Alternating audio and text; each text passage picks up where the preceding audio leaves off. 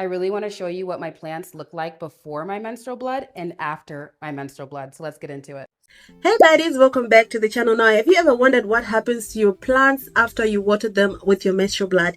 Yes, I mean your period blood. Every single month you water your flower with your period blood. Now, this is not an outdoor flower or a garden flower or whatever flower. This is a flower that is inside your apartment, probably next to your TV, probably next to your kitchen or whatever, but it's an inside flower or a plant that you water with your period blood. Now, if you like this type of videos, do not forget to like, comment, subscribe, and share. And if you're curious as I am, do not go anywhere and let's look at this creator who waters her plants with her period blood. Now, she shows her results. She shows the before and after of her plants, how they're doing and everything like that. She didn't explain much, but we're going to watch this video together, and maybe it's just me, maybe it's just me. And if you're educated on this particular area, please come forward. Please come forward and educate me, because I need the lessons as of right now. I really want to show you what my plants look like before my menstrual blood and after my menstrual blood. So let's get into it. So this is my plant. I call her Goddess. She's my favorite. She's a kumquat tree. And you can see that these are the old leaves from when I bought her about a year ago. Okay, so she's very small. These leaves are tiny. You can kind of get an idea based off of my finger of how small these leaves are. And then ba-bam, this is my menstrual blood leaves. So let's do a little measurement here. It takes up the whole finger. The whole finger goes past the finger. That's how big the leaves have grown since I've been giving them my menstrual blood. Isn't that cool? That's how amazing our blood is. It has all the nutrients, all the minerals that a plant needs, that you need, that a body needs to survive and grow. Okay, so let's do another one. This is my other plant. These are the leaves before my menstrual blood. You can kind of get an idea with my finger here. And then these are my leaves with my menstrual blood, okay? So without the menstrual blood, with the menstrual blood. Like, look at the big difference. Look at the change and the growth that the blood actually makes on our plants. It just goes to show how powerful we are. It just goes to show like all of the potency and the life force that is in our blood. And it's something that I'm just going to continue to do because I love seeing them thrive. I love seeing them grow, and I love seeing them look so beautiful. What do you think? Are you going to give your plants menstrual blood? When I saw this video, I was as shocked as you are right now, because I was just like, maybe she's the only one who is doing this. Maybe nobody else is doing it. She's just trying to tell people that this is what you can do for your flowers to grow, or your plants to grow and thrive and all of that. But I went into her comment section and it looks like it's a whole community of people who are doing this. And I was literally like, whoa. So all of you are doing this and we didn't know about it. Did you know about this whole thing? Did you? Or maybe it's just me. Please tell me in the comment section if you have done this and if it worked for you, because we can clearly see that her plants, from the time that she bought her plant up until the time that she uses her menstrual blood to water her plants, they have grown. If you see the last part of the video, that plant is huge. What I don't understand is that the plants are sharing the same root, but they are growing differently. I want to understand from you guys. You can tell me in the comment section. Maybe it's just me, or I don't know what is happening. These plants are sharing the same roots, they're sharing everything, right? But one leaf is bigger and the other leaf is smaller. So I don't get it. The other plant is big, but they're sharing the same. Is she watering the plant, or is she rubbing the period blood on the leaf? I have no idea. That's what I need to understand as of right now. But this whole video just gave me chills all over my body. But now that everybody is doing it, not everybody, but a lot of people are doing it, because I saw a few comments of people saying it works, I'm doing it, and all of that. And I did a little bit of a research because I wanted to understand a little bit more about this. I didn't find much on the internet or on the interweb. I didn't find a lot of information regarding this, but all I know is that the period blood has nitrogen, it has phosphorus, and it has potassium. So these things are just like a fertilizer that helps the plant to grow. She wasn't giving it any magic or anything. It was just, but why not just go and buy a $5 fertilizer, liquid fertilizer, and just water your plant? Because there are risks to this whole thing. Okay, imagine the risk of bacteria, because obviously if you're watering this directly from your thingy, it's going to the plant. What are we going to do with the flies? Let's talk about the flies, because what? And the big elephant in the room, the smell. How does the house smell like after she does all this? It now sounds and look like a ritual, because if you're doing this every single month for your plants to grow, and she says she's not stopping now, maybe it's just me who is backward. Maybe this is a new thing that I also need to do for my houseplant. I don't know. But I'm wondering, what about the smell? What about the flies, the bacteria and everything? And it's not like she's doing it to the plants that are outside. She's doing it to the plants that are right inside her house.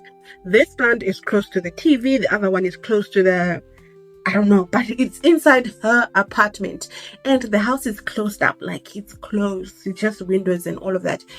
The smell, how are we handling the smell when the visitors come and you're just from doing this whole thing that you just did?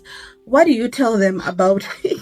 Okay, now they know that you put your menstrual blood. Personally, I would not need it at your house, because I don't know where else you are putting this menstrual blood. Okay, now I'm not gonna try it at your house, because yeah, I don't know, because it's just not safe for me. But anyway, guys, let me know what you think in the comment section down below, because I am as shocked as you are right now. Maybe you're not as shocked as I am, but I am as shocked as other people are. It's something that I never thought in my wildest sleep that it could happen. These people are doing it on not on a daily basis. Some of them are doing it every single month, and it's really working for their plants. Well, good for them, because it's working for their plants. I'm not going to judge, because it's working for them. I've seen that it's working. She did the before and the after. Clearly it is working for them. What I don't understand is that why is the plant that is sharing the same root and the other one is growing, the other one is not? Is she rubbing the menstrual blood on top of the leaf, or what is happening? I am not sure. That is the part where it is confusing me, because if she's just watering in the pot or in the vase or the vase, I don't know what you call it, the whole thing is supposed to go to all the plants, so that the plants, they just grow the same. Now it's going to the other parts of the plants. So in my mind, I'm thinking that she is rubbing on top. I don't know. I don't know what she's doing. But anyway, that is what is going on TikTok. I never thought TikTok would show me something like this. Anyway, TikTok is a place where you can find a lot of things, and this is one of them that you will find on TikTok. So tell me in the comment section, are you going to do the same thing with your plants or not?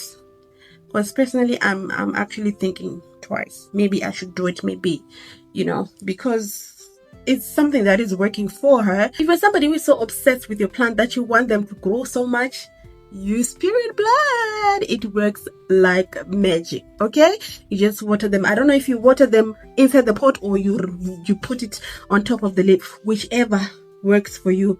You have to do your research. You can contact her name is over there. You can just ask and get the whole information, because this video is creeping me out. It's so not what I expected to hear in 2026. But anyway, guys, thank you so much for watching. I love you, berries, and I'll see you on my next video.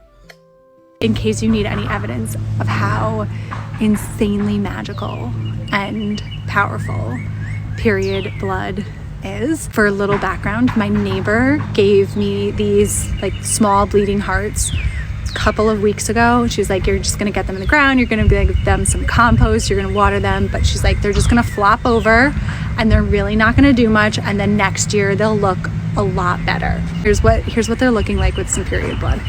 So this little one was just like a single shoot, and now it is getting so lovely and full. She's looking super, super happy. And then there's also this one. She's a little tilty, but her flowers have maintained. My neighbor was like, you're gonna lose all the flowers. They're really just like, they're pretty much gonna like die, except for what's like underneath the ground. And she even has some new growth. She came over the other day and she was like, oh my God, why are they doing so well? Like, that's crazy. I was not expecting that. And I was like, well, Mary, I give them my period blood. And she was like, oh my God, of course you do. But seriously, period blood is so powerful. It contains stem cells, life source, iron, strength, and it contains minerals, which are like the electrical impulses that are like firing everything within us. And so when you give that to the earth and you give that to your plants, like that's what you're charging them with.